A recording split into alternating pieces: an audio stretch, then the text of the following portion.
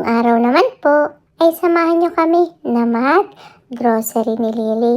At dahil weekend nga po at maganda ang weather, kaya yan lang po ang suot namin. Kaya lang, hindi naman sinabi sa akin ni Mami na madulas pala itong snow na to. Kaya yan po, nadulas ako. Buti na nga lang po at hindi ako masyadong nasaktan. Nagdumi nga lang po itong kamay ko kaya pinupunasan ng kuya ko.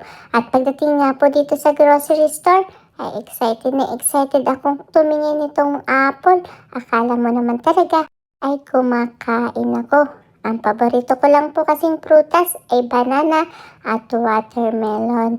At yan nga po, ang ganda-ganda ng ngiti ko habang nakasakay dito sa cart. At pagkatapos nga po namin mag-grocery ay dumaan naman po kami dito sa kabilang store sa may Shoppers Drug Mart. Kasi dito kami bumibili ng mga shampoo, mga toothpaste at sabon namin magkapatid. Kasi mas mura po dito at syempre mas maganda yung brand nila. Medyo sensitive po kasi yung skin namin magkapatid. Kaya talagang ang baby soap namin na ginagamit ay medyo may kamahalan. Kasi kapag hindi po ay nadadry o kaya lumalabas yung eczema po ni Lily. At yun nga po, ang sweet-sweet pa naming magkakapatid. At talaga naman po, patingin-tingin kami dito. At tingnan nyo nga po itong si Lily.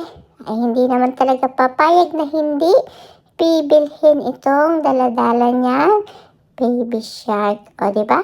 Marunong na talaga mamili ito si Lily ng mga gusto niya. At talaga naman pong iniyakan niya yan at hindi niya po talaga binitawan. At kahit sa akin nga po ay ayaw niya po ipahiram at talaga naman pong umiiyak siya. Kaya yan po, sinuli ko na lang po sa kanya at naglaro-laro na lang po ako ng iba. At yan nga po talagang kinakausap niya pa po at pinapatulog niya po. Ang sabi niya pa po ay huwag maingay kasi natutulog na ito baby shark niya. Pero pagkatapos po ay ginising na rin naman po niya. At talaga naman pong super enjoy na enjoy siya.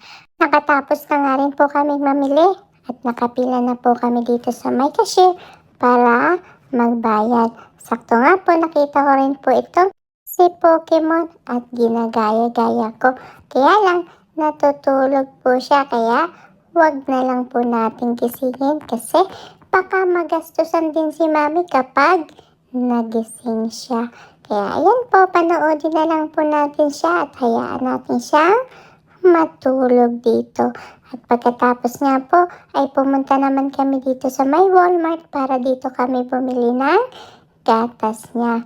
Ayan nga po, talagang hindi binibitawan ni Lily ito baby shark na dala-dala niya.